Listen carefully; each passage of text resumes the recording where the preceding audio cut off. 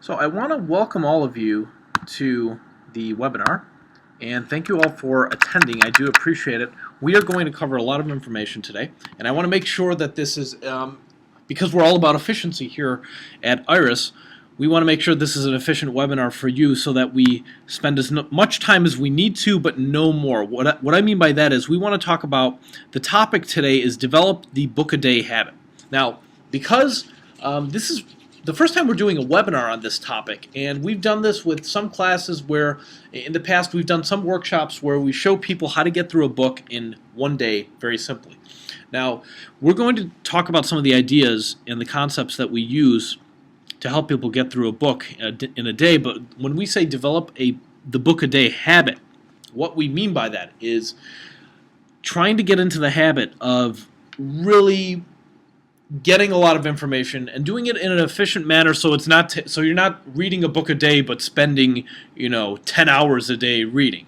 So let's talk about what are we going to talk about in this, because a lot of people are skeptical and they say, well, read a book every 24 hours. How am I going to do that?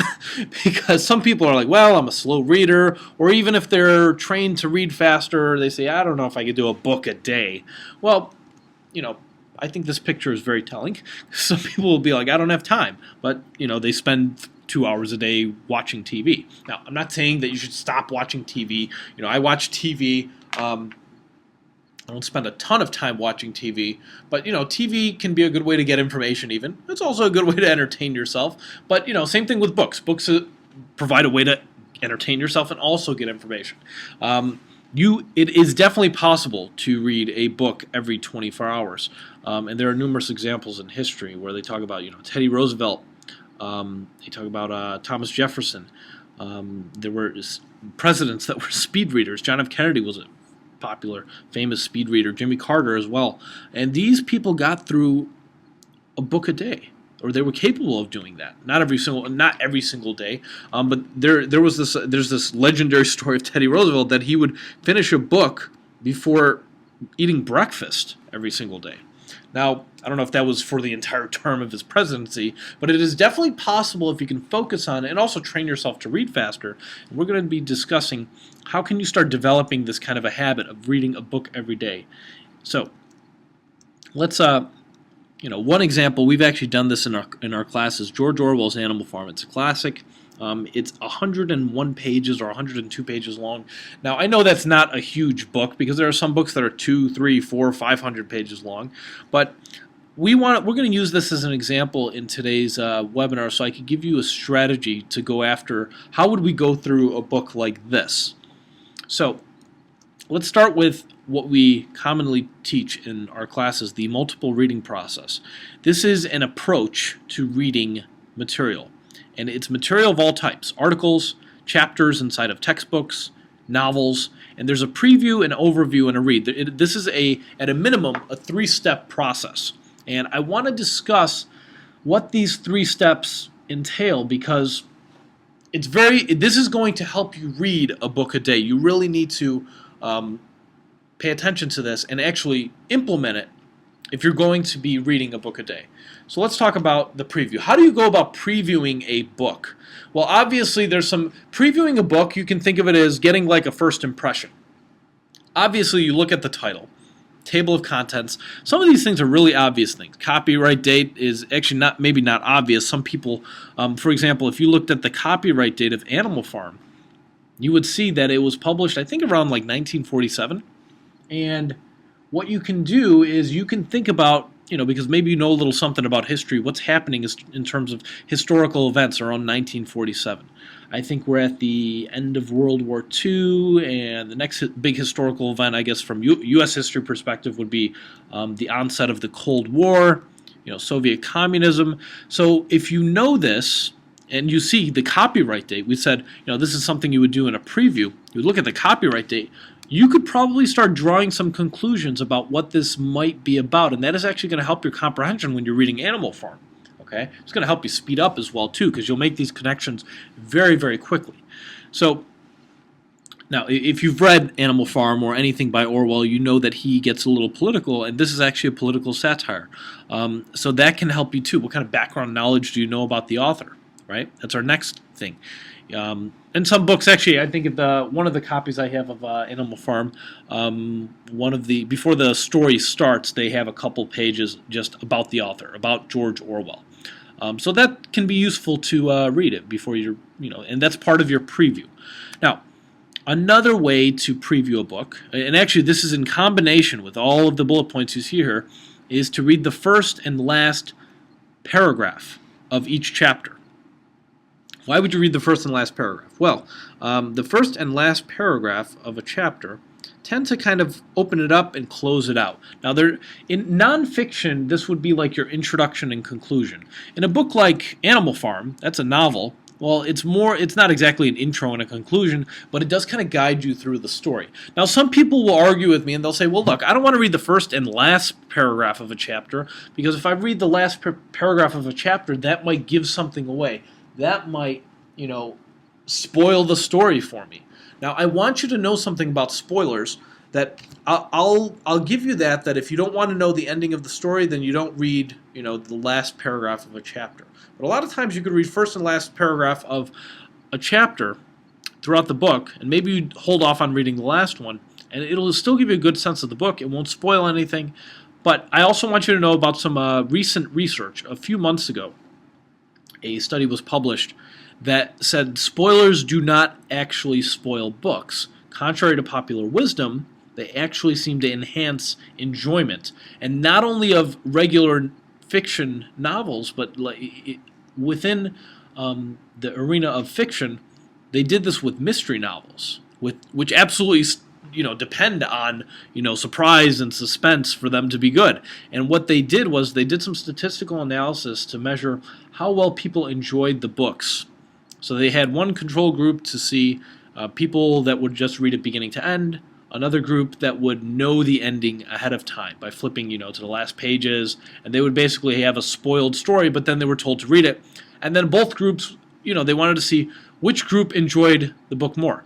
And they found the people consistently, and this was statistically significant, the people that knew the ending of the story actually liked the book better. They actually enjoyed the story better. And now, they don't know why this happened, but it was a pretty comprehensive study. It was out of the University of California, San Diego, if you want to look this up. And I think it's in the Journal of Popular Psychology or Popular Science. You can probably do a Google search for spoilers don't spoil stories research study, and I'm sure you'll find it. But this was a really interesting and counterintuitive study that told us, hey, just because you know the end of something doesn't mean you're not going to enjoy it. It could actually enhance your enjoyment. So I now tell people, look, decide on your own whether or not you want to spoil the story, but keep in mind that it could possibly enhance your enjoyment. So that's my thing on that. I want to keep people abreast of the latest research on reading, and that is definitely something you need to know. So reading first and last paragraph of a chapter through a whole book will give you a really good idea of what that book is about, and that applies not only to fiction, but even more so to nonfiction. What if you read the first and last paragraph of every single chapter in a book before even reading that book? What is that going to do? That's going to help you know what that book is about. Much better than just reading the back. And previewing a book, I like to call this strategy, when you read the first and last paragraph of every chapter, I like to call this strategy reading a book without really reading a book. And this is a very good way to get an idea of what a book is about as quickly as possible. So I want you to try this out. This is our first step in the multiple reading process. It's preview. Now the multiple reading process can be applied on an entire book, so you could preview a book, overview a book, and read a book, or it could be applied on a chapter-by-chapter basis. For example, you could preview a chapter by reading the intro and the conclusion to that chapter. Okay? Now, we're going to talk, because we're trying to develop the habit of reading a book a day, we want to preview an entire book. So we talked about how to do that. Look at title, look at table of contents, copyright date, author, and read the first and last paragraph of every chapter. It's not going to take you as long as you think. For a lot of books, this takes less than 10 minutes. Now, how do you overview a book? Because that is step number 2.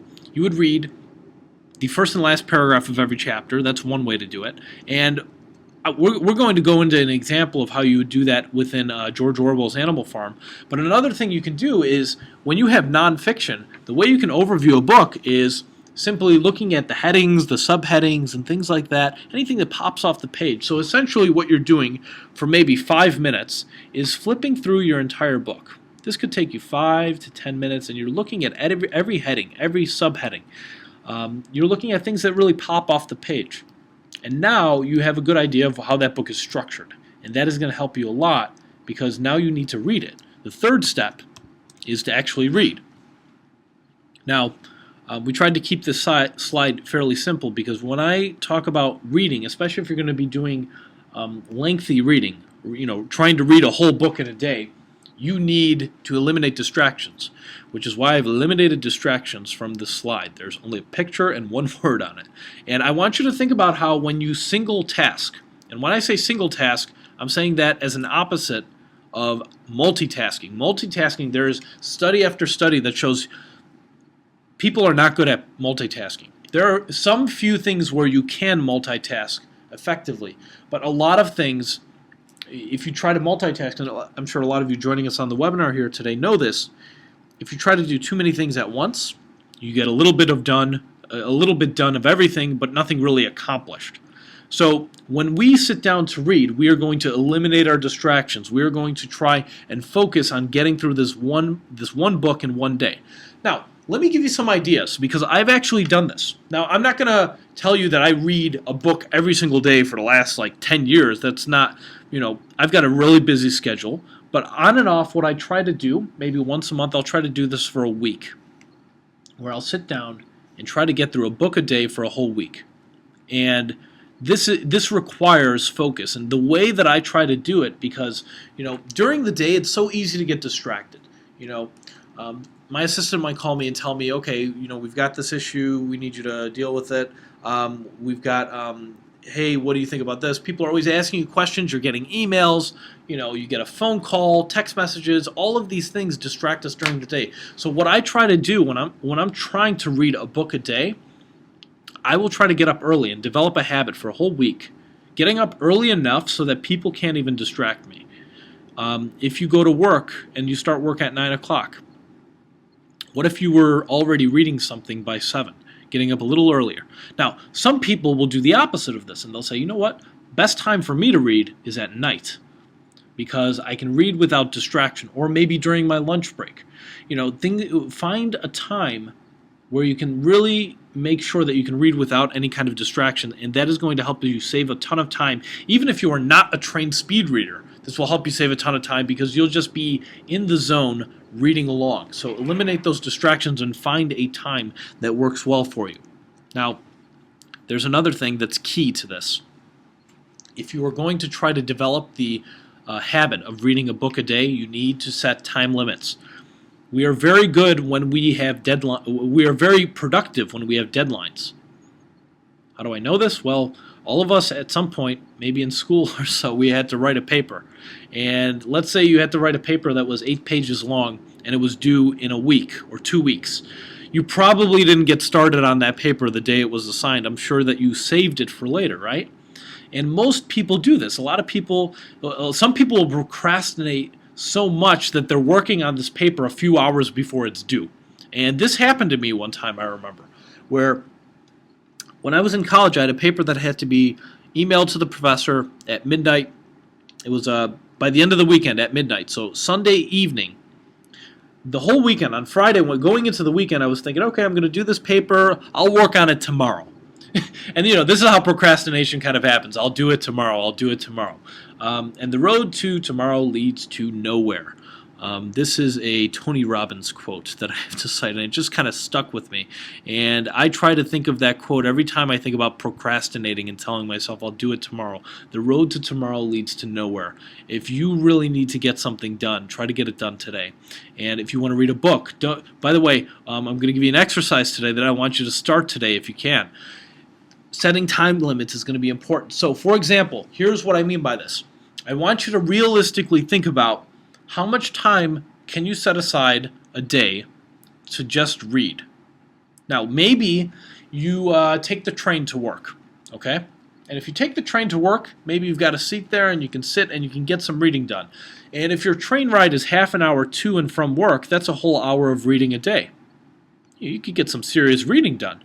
Maybe you get an hour of reading then, and maybe you get half hour in the morning and half hour at night. All of a sudden you've got 2 hours of reading, and that is enough to get through a book in a day. Now, let's say you don't have 2 hours of time. Some people are like, look, I'm really strapped, I'm a very busy person, I've got 15 minutes a day. Well, we've got a strategy for you to do. If you let's take that as an example. Let's say someone told me, you know what, all I got is 15 minutes a day. How am I going to get through a book a day? Well, what I say is we've got to use that time as effectively as possible. So what I tell people in that situation is we go back to this preview. Remember we said how to preview a book? Read the first and last paragraph of every chapter. What if you only had 15 minutes a day and you're trying to read a lot of informational books? Books like business classics like The Tipping Point, by Malcolm Gladwell, or maybe his book Blink, or maybe David Allen's productivity classic. It's called Getting Things Done. Let's say you want to read these business books because you feel they're going to help you in your career. Well, I would set aside if I only have 15 minutes a day, what I'm going to do is I'm going to set a deadline, maybe on my stopwatch, and I'm going to say I've only got 15 minutes. And you know what? I'm just going to read the first and last paragraph of every single chapter in this book. And that's all the time I got. Well, that is one way to get through a book a day. Now, I know you're not getting through the full book, but we're taking into account the fact that someone only has 15 minutes in a day. And if that's the case, that is the best way to make use of that time if you're trying to get through a book a day. Now, I don't want you guys to think that previewing a book gives you a little information. It gives you a lot of information. A lot of people will read the first and last paragraph of every chapter in a book, and they'll feel like, hey, you know what? I know what this book is about. I can talk about it intelligently. And this is also a good way to analyze a book, whether or not it's worth your time or whether or not you should read it fully. So some people, let's say you've heard of another common business book called Freakonomics, and you've always wanted to read it, and let's say you start doing first and last paragraph, you start reading first and last paragraph of every chapter, and then at the end of the book you realize, you know what, I thought this was interesting, it's been recommended to me, but now after reading intros and summaries of every chapter, I think I would rather not read the book. Well, then you just saved yourself a ton of time. So previewing a book can be extremely helpful. Now, let's move on here because we're talking about time limits. Now, some people, I think everyone that's joining me here, 15 minutes a day, I think that's a minimum. A lot of people can at least set aside that. And if that's the case, reading the first and last paragraph of every chapter in a book is your way to go. What if you've got more time? What if you have an hour? If you have an hour or more, you can definitely get through a book. I want to give an example of how you can do this with the book Animal Farm, because we have actually applied this, and we've done this with hundreds of students, where we've gotten through Animal Farm and read the book in 1 full hour. Here's how we do it. And I want you to use this example and tweak it for the books that you read. Now, we're applying this to a novel, but this can equally apply to nonfiction, other types of material. Let's think about this. Okay, so we've got this book. It's Animal Farm. It's 100 pages in length. And here's what we do when we're in a classroom setting, when we've done this, we would tell the students, okay, we operate on the principle of we need to set time limits. Why? Because when we do classes, nobody wants to be there for, 12 hours. So usually our classes have a time when the class is over, so we have to have time limits. So we tell them you've got 2 minutes to preview the book Animal Farm. So what we tell them is in 2 minutes you need to get as much info as you can about the book in that amount of time. So what did they do? Well, what we talked about earlier. They look at the title, obviously. That's a dead giveaway. Table of contents. Now, there's no table of contents in Animal Farm. It just starts with a chapter 1 and it just continues on. So they look at the copyright date. They read a little bit about George Orwell. They read the back of the book. So they get as much information. Now, if you were doing this on your own and you didn't have time limits, you might spend a little more time. That's fine. But because we're trying to be efficient with our time and we realize we only got 24 hours in a day, we set a deadline, an artificial deadline of 2 minutes. Get as much information as you can about the book. All right, now we're on step number 2. This is the overview. Now you see here it says 10 minutes. This is where we read the first sentence of each chapter and skim everything else. So here's exactly the technique for it. You start on chapter 1, and what happens is you read the first sentence of the chapter. And when you're reading the first sentence of the chapter, it's kind of opening it up for you, and it's giving you an idea of, sometimes it gives you an idea of what that chapter is going to be about. Now, I'm going to read the first sentence of chapter 1 in Animal Farm here. Actually, I can share my screen. I actually have this saved. There we go. So here's Animal Farm. You should be able to see it on my screen. And you can see chapter 1 opens up and it says, Mr. Jones of the Manor Farm had locked the hen houses for the night, but was too drunk to remember to shut the pop holes. Okay. Now, during a preview, I might even ask somebody to read the whole first paragraph to open it up. So, with the ring of the light from the lantern dancing from side to side, he lurched across the yard, kicked off his boots at the back door, drew himself a last glass of beer from the barrel in the scullery, and made his way up to bed where Mrs. Jones was already snoring. Okay, so there's this Mr. Jones guy. We read the first paragraph, or the first sentence, and keep in mind, this is part of our overview. And then once we're done with that, we continue on and we say, all right, now we're going to skim through, hang on one moment, we're going to skim through the rest of the chapter. Now, how do you go about skimming through? If this was a physical book, you would just be you're just glancing through, and you're just running your hands down the page, and you're looking for any words that pop off the page. So while you're going through here, you might be looking at, okay, cows, Jones, clover, animal escapes, cruel, fire, overnight, rich, astray, comrades. You see all these words just kind of popping off the page. Now, I'm just saying some of these words out loud, but when you're thinking through this, you're not saying that, you're just looking at these words, you're catching a lot of information. You know, you see this, and right away I'm thinking this is either a poem or a song. It's your first impression. I see here Beasts of England. Now, you're going through this, and you're going, and all of a sudden you get to the end of the chapter, and then you read the first sentence there. 3 nights later, old Major died peacefully in his sleep.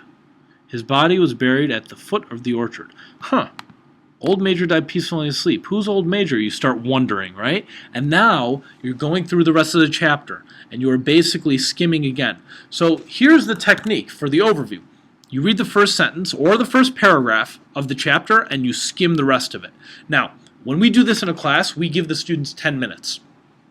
There are 100 pages in Animal Farm, approximately, so it's about 10 pages per minute. So every minute that goes by, we tell them what page they should be on. So we go page 10. Page 20 at 2 minutes, page 30 at 3 minutes, and so on and so forth. And they all get through the book afterwards, and at that point, they're able to tell, usually what happens is, they can usually tell who the main character is. How do they know? The name that showed up the most in the book is usually the main character. And they're usually able to tell a whole wide range of characters, and actually, a lot of times they can make an educated guess on who the most important characters will probably be. That's the importance of doing this overview. Now, another thing that happens during the overview is they start noticing certain things repeated, because all authors that write well know that if there is something important, you are going to repeat it, because you know that a good writer knows how to write something so the reader will understand it, and repetition is very important. If you want to make sure that your ideas come across.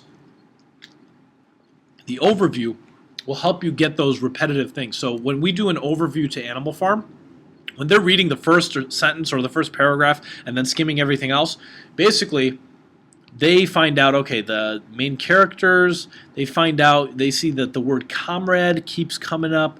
They see Beasts of England. They get a sense of politics for some reason.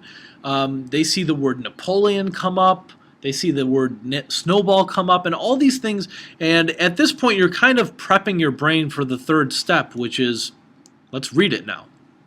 Now, at this point, we would give our classes 60 minutes. And we would say, all right, we've got 60 minutes to focus on reading. No distractions. Nice, quiet environment. We tell everybody, turn your phone off. Turn it off. Don't even put it on, vibrate or anything like that. Just keep it off, and let's try to get 60 minutes of reading done without distractions. Now, a lot of times, 60 minutes straight, I can tell you for me, I'd rather not read for 60 minutes straight. I would rather break it up into 2 parts or 3 parts. So what we do sometimes is we'll break it up into 3 20-minute parts where we read for 20 minutes, take a little breather. Read for another 20 minutes, take a little breather. By breather, I mean we stop for a couple minutes just to kind of, take our eyes off the page, get out of our seat, stretch a little bit, and then we go back into the reading.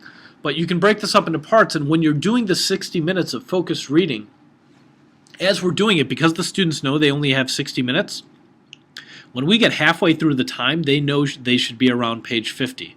And actually, while they're going along, what we try to do is we try to give them an idea of where they should be in the book while they're reading along. So what you can try to do is you can try to figure out how many pages per minute, how much time should I be spending per page. Let's say you calculate that in order for you to finish this book in 1 hour or an hour and a half or whatever your goal is, let's say you have 2 hours to read a book that you can dedicate during the day. Then you say, okay, this book I should be reading it, maybe you need to get through a page per minute. All you got to do is have a timer that counts up and check to see if you finish your pages, 1 page per minute. And that will actually keep you on task. So what's happening when we do this in a classroom environment, during the 60 minutes, we are calling out page numbers here and there. Not every single minute, but every few minutes we'll say, okay, you should be on page 21. And then a few minutes later we might say 27. And as we're doing this, everybody's trying to keep up. Now here's how they get through Animal Farm, and here's how another technique that you can use to get through a book a day. Make sure that you are changing and varying your speed based on the content that you're reading. So one rule of thumb that we like to do in fiction and in nonfiction is we tell the students, slow down on the first sentence and then speed up after the first sentence of a paragraph. So when you get to a new paragraph, you're always slowing down on the first sentence. Why would you slow down on the first sentence? It's pretty obvious. The first sentence tends to be your main idea or your topic sentence, even in fiction novels. This happens all the time. I'll actually read a random first sentence of a paragraph in Animal Farm. Here's from Animal Farm. There's one sentence. First sentence of the paragraph says, all that year the animals worked like slaves. Do you see how that one sentence, it's very, very powerful. It opens up the paragraph and it gives you a lot of information. Here's another paragraph in George Orwell's Animal Farm. The first sentence of the paragraph says, it was a bitter winter. It was a bitter winter. That definitely sets the tone for that paragraph, right? So we know it's not a happy-go-lucky paragraph. It's a bitter winter. So these are ways that you can change up your reading speed. So you slow down, you speed up. Now the other reason why you would be slowing down and speeding up, sometimes you're going to get into areas of fluff in your book where you're like, you know what, this is not that important. I'm going to speed through this, or I'm going to skip it. This is a good way to make sure you get through a book a day, because not everything is going to be equally worth your time. Now, if you're reading a novel and you want to make sure you get all parts of the story, then you probably don't want to skip anything. But if you're reading nonfiction material that is informational, that is not required reading, maybe you're not in school. For those of you that are in school that you have a lot of informational reading, maybe technical reading, then a lot of that might be required because you have maybe a test on it. But for those of you that are not in school, you really need to be picky about what you choose to read and not read. And the same thing goes when you're reading through books. It's a good idea to say, hey, you know what, let me speed up a little bit over here. I'm familiar with this. And then other points you might say, let me slow down because this seems a little more technical, or this seems really, really important.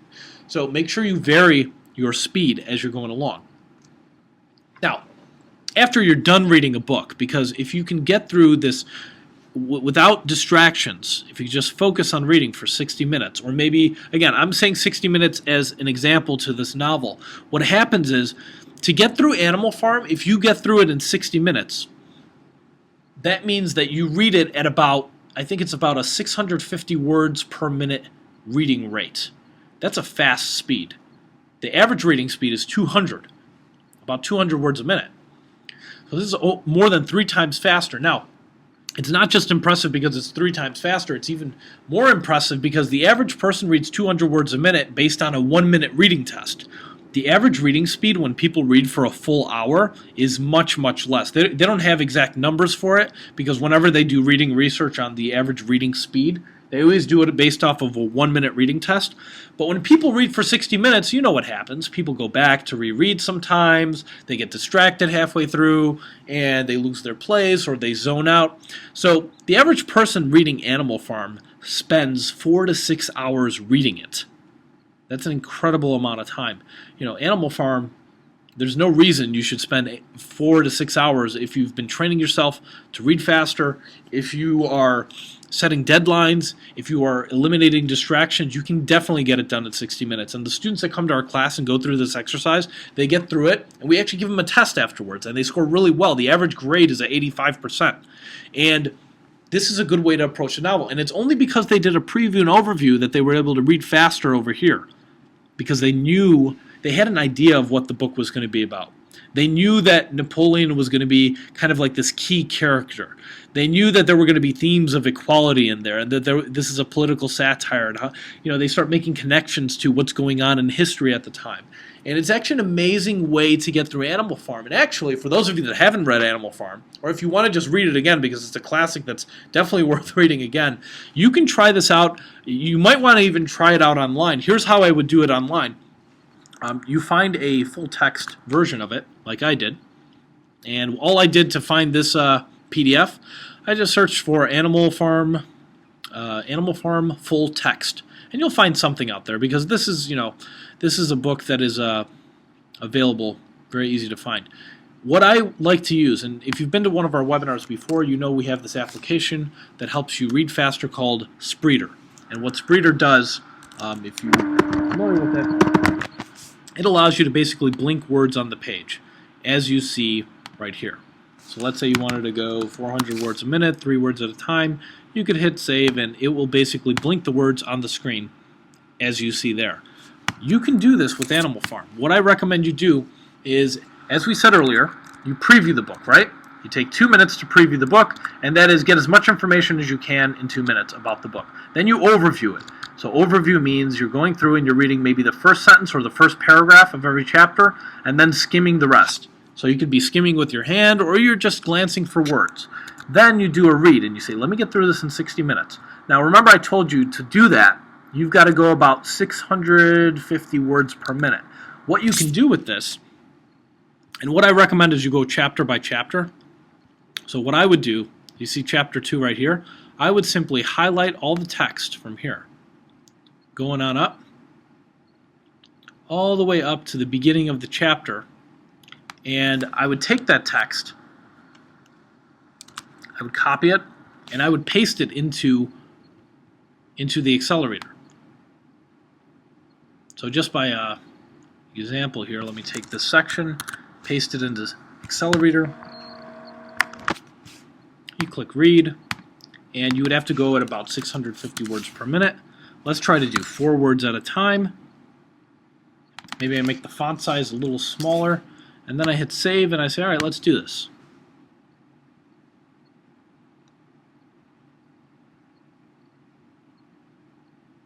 Now, by the way, that's 650 words a minute, so if you feel like that's not that bad, then that's good, because we didn't even preview or overview the material. Chances are, for a lot of you, if this is probably pretty fast.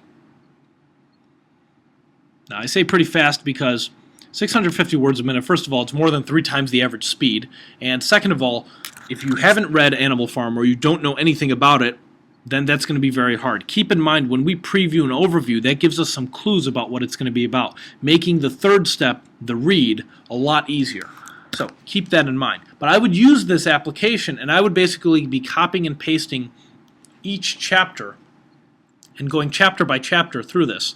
And you could copy and paste multiple chapters if you wanted, but this is a good way to get through Animal Farm like this. Now, let's talk a little bit more about getting through a book a day. Well, how do you post-view a book? Here's what we mean by post-view. Let's say you're done with the book, and you want to kind of commit this to memory.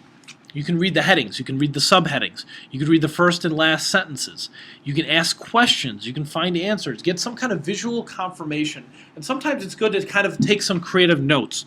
We recommend doing some mind maps. Mind mapping is a very effective way, and it requires you to basically create a diagram where you have the central idea, and then out of that idea you have different maybe circles surrounding it with key concepts. It's a good way to kind of post-view a book. Now, what you can also do, if you're trying to commit this to memory, you can, if you are an auditory learner, by the way, there's different styles of learning. Some people are really good at auditory learning. You might want to talk to somebody about that book. That helps tremendously. You may have heard this expression before, teach once, learn twice. Anytime you're trying to teach something to someone, it's a good way to remember the material. Now, I want to cover the Pareto principle, also known as the 80-20 principle. The reason why I want to cover it is because you see this diagram here is a good diagram for it. The Pareto principle, it's named Pareto after this Italian mathematician who found this was happening in economics, in society, and so forth. 20% of the effort is equaling 80% of the results. Think of it like this. This mathematician was finding that in a lot of societies, you have situations sometimes where, let's say, a company, their revenue, they find sometimes 20% of the products give them 80% of the revenue. Or sometimes they find in a population that 20% of the population has 80% of the wealth. Or, here's a personal example that you might want to think of. I would argue that for a lot of people, 20% of their clothes are worn 80% of the time. Now, I'm not saying that you're wearing dirty clothes or anything like that. I'm just saying that everybody's got those favorite, those favorite pairs of jeans that they have, certain t-shirts, certain shoes. We all have a very small amount of clothes that we wear most of the time. And then we have clothes that you wear occasionally. We have clothes that we only wear for special occasions and things like that. That's an example of the 80-20 principle. Now, why am I talking about the 80-20 principle? Because it applies to reading. It applies very much to reading, where I want you to think of it this way. How can you spend 20% of your time and get 80% of the information? Now, what qualifies, think about this, what qualifies as reading a book? Does reading a book only mean that I need to read every single word in that book? I think most of us would agree that it's not like you have on one end someone read the book and on the other end you didn't read the book, and there's no in-between. There's a whole area in between. And if you read the first and last paragraph of every chapter in a book, you read that book. Now, you may not have read it as fully as someone that read it beginning to end, every single chapter, every single word, but we also know that when we're reading, we're not trying to read for words, we're trying to read for ideas and for understanding. And this is something the key that we try to get across in our speed reading classes, where some people think that unless they've memorized something, some text, that they didn't learn it. Memorization is not always, you could have rote memorization. Rote memorization would be like you memorize something, but you have no clue, you have no understanding of it, you just memorized it. Okay? For example, there are some people, in some countries there are certain English pop, like American pop songs, where you go to another country and people don't even speak English, but they know the lyrics to the song. Because the song gets so popular that somebody doesn't even understand the words. They just memorized it because they heard it over and over again. That's one example of rote memorization. Now, when I say understanding rather than trying to memorize, if you understand how something works, or you understand a book, what is the ideas behind it, that's better. That's a lot of times better than having it memorized. And very few situations require you to memorize a book or a chapter or even a page. Unless you have a career in acting, you probably don't need to memorize, the material in front of you. So keep in mind this Pareto principle, because what I try to do is I try to think of it like this. How can I spend 20% of my time and get 80% of the content? And one way to do that sometimes is to read first and last paragraph of every chapter. Or I could read the first sentence of every single paragraph in a chapter. That will help tremendously because I'll get all the main ideas. I'll spend a little bit of time, very little effort, a lot of results. Now, I want to talk about reading on a Kindle because we have a lot of students that ask about, well, I've got a Kindle how would I do this on a Kindle? Because for reading first and last paragraph, it's easy to jump around in a physical book because you could just take a chunk of 20 pages and skip to the end. In a Kindle, it's a little harder because you got to click around, you got to go to the beginning of a chapter, go to another chapter. There's a slight delay when you change pages. Of course, there's a slight delay when you change pages in a physical book too. I don't know if you've ever had this, but sometimes a page just doesn't want to cooperate and will not turn. Or sometimes you might be reading so fast that you just tear a page out of the book. This has actually happened in some of our classes, believe it or not. Now, I have on the screen right now, reading a book a day on the Kindle.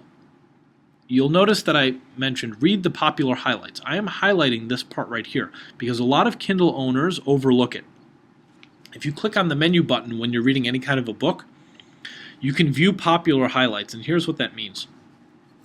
In every single one of the Kindle books, what Amazon tries to do is they try to aggregate all of the highlighted pieces of text, and they try to see how many people highlighted different parts of the book. And they use that information, they kind of crowdsource it. Basically, if you highlight something in your book, if you're connected to the internet, Amazon finds out. And I know that raises all sorts of privacy questions, but I'm sure that it's somewhere in the terms and conditions where that you give them permission. Of course, nobody ever reads that, but here's how you can use the popular highlights to your advantage. Before I read any books on the Kindle, I always view the popular highlights first. Here's why. The popular highlights are the most highlighted passages and parts of the book. So wouldn't you want to know if 5,728 people all highlighted this one sentence? That probably means it's important. And Amazon will show you the top 10 highlights in the entire book. So what does that mean? That means that you could spend very little time and get a lot of results. You can find the most important information very quickly using that Pareto principle, applying it to the Kindle. So keep that in mind. That's a very good way to get through a book a day on the Kindle. And another thing to keep in mind is that 4 to 11% of a book, and sometimes more, is going to be fluff. Why is that? You ever notice, when was the last time you bought a book that was 43 pages long for $20? You probably wouldn't even buy it if it was 20 some dollars for 43 pages. Publishers for a while, it's kind of been this kind of accepted thing where a book's got to be like 200 pages or more. Why is this? It's just kind of arbitrary. There are some topics that don't need to be more than 65 pages. What if you're in business and you're trying to read a book on negotiation? There are some negotiation books that are 200 pages long, and I'm sure you've read, if you read a lot of informational material, if you've trained yourself as a speed reader, and by that I mean being picky with your time and searching for what's relevant to me, what's not relevant, I'm sure you've come across books where you have 200 pages, but only about 50 pages that are actually important to you or actually useful content. And the rest is just kind of stories, and the rest is just kind of fluff. So keep this in mind. Authors will add fluff to their books just to get it to, because here's what happens in the publishing process. An author might come up with 140 pages of solid content. They send it over to the publisher, and the publisher says, we need a little more, this book needs a little more meat to it. In other words, that's a code for this book needs more pages, because a 140-page book, we need it to be maybe at least 200 pages, or maybe 300. So what are authors going to do? Well, maybe they'll give more, let's say this book was on negotiation, maybe they'll give more examples of negotiation. Maybe they'll increase the font size. Maybe they'll add pictures.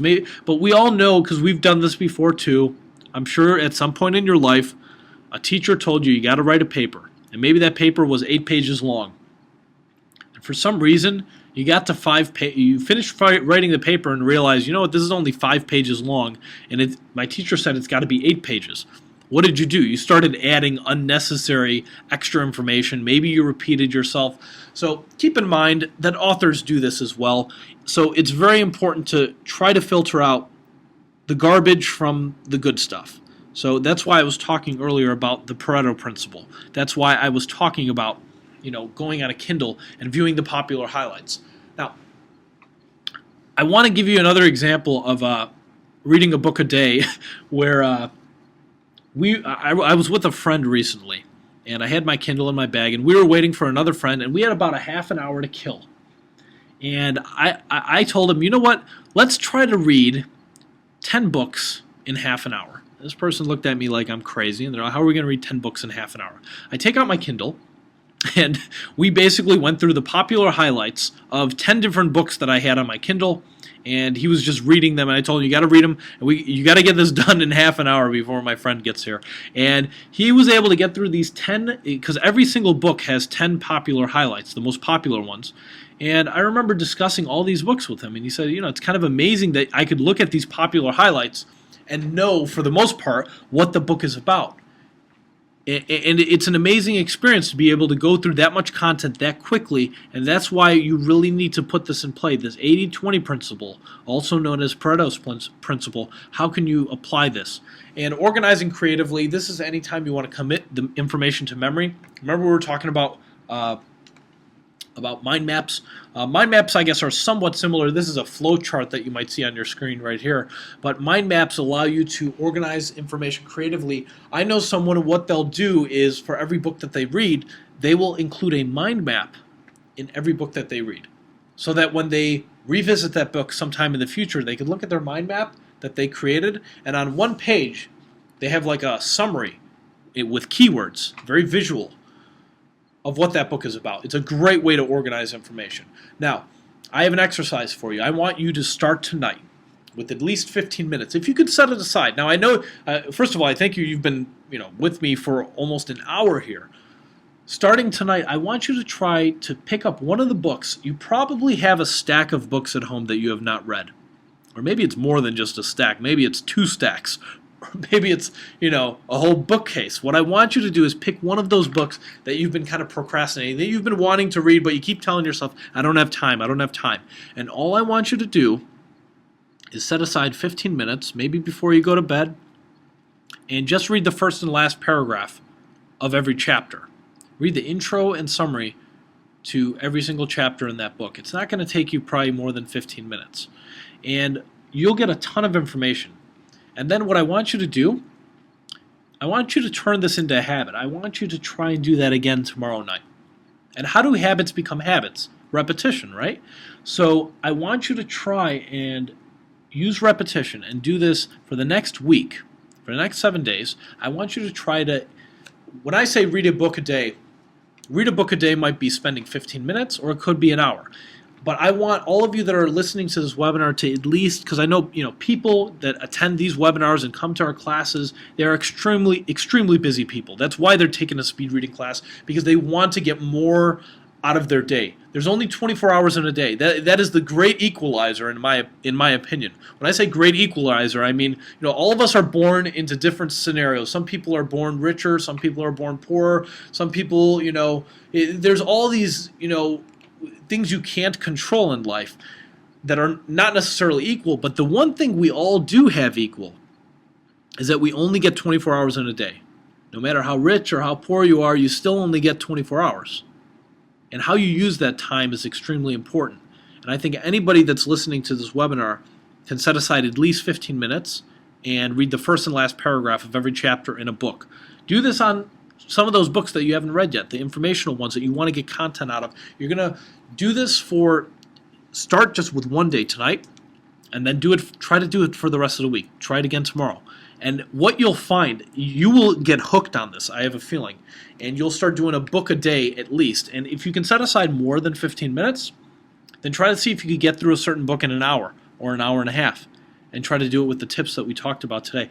At the very minimum, you could set aside 15 minutes. And if I say a week, but that's just to start. Some of you, if you do this for a whole week, this gets it becomes a little addictive. The first time I tried this, I did it for a whole 2 months, where I started off and I said, okay, first and last paragraph of every chapter, and I'm just going to set aside 15 minutes. And I did it one day. All of a sudden, I'm done with the week, and I'm like, you know what? I'm getting a ton of information. I'm getting business ideas. I feel like I'm really getting a lot of great information. I'm getting through more content than I've ever been able to do, and I did it for a whole 2 months. This is one way to kind of, and I didn't just things happen where you can't always, set aside 15 minutes. Maybe, what if you go on vacation and you don't want to do any reading? Well, that's another thing. Now, some people love to do reading on vacation, but I want you to try and develop this into a habit where you focus on how can I get through one book in one day in some kind of way. Maybe it's not reading it page by page, but you can at least read the first and last paragraph of every single chapter in a book. That will help tremendously. So start it out tonight. Try to develop this into a habit. And I want to thank you all for attending this webinar. I really do appreciate you guys joining us and supporting this program. IRIS is a relatively small organization, but we've taught thousands of students. I think I mentioned this to some of you in the past. We've done this workshop for employees of NASA, for employees of Google, and I'm not saying this to impress you, but to impress upon you that reading is, it underlies almost everything that we do. And it's important not just in school, but outside of school. And it helps people get an edge in their career. It helps people get better grades in school. So I want to thank you all for attending, and I hope you tell your friends about this if you liked it. And if you didn't like it, I hope you tell your enemies about it. So if you want to keep in touch with me, here's my contact information. Feel free to get in touch with me by email. If you want to connect on LinkedIn or Twitter, my information is there. But I sincerely want to thank you for attending the webinar. This is one of the webinars in our Speed Reading Mastery course, and we've got more coming along on the way. So thank you again for attending, and enjoy the rest of your day.